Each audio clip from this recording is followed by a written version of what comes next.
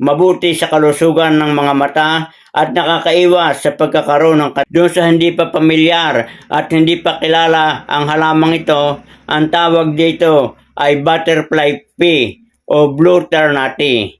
Ang halamang ito, mga kabayan, ayon sa pananaliksik ng ating mga dalubhasa, ito ay sagana sa antioxidant at ito ay nagtataglay ng maraming benepisyo sa ating kalusugan.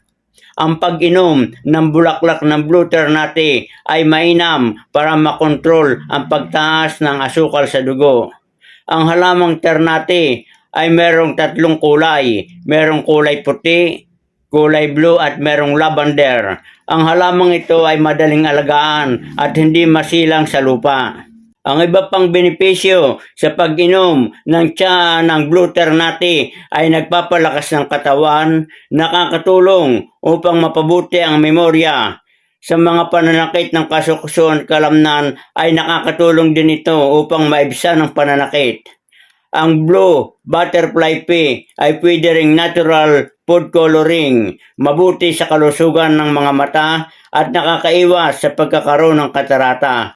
Ang pag-inom ng tsa nito ay 2 beses o hanggang 3 beses sa isang araw.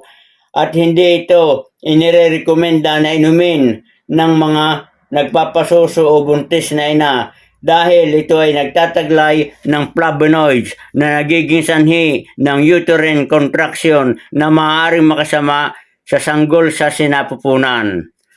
Maglagay ng 6 hanggang 10 piraso ng bulaklak na sa maligamgam na tubig ng blue ternate.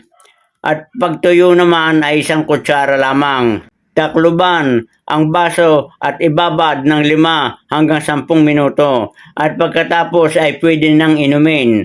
At pwede naman nating haluan ng honey. Ito ay optional lamang. Kung wala naman ay pwede na rin ng solo lamang. Magandang araw mga kabayan at sana kayo ay minatutunan sa binagi kong ito.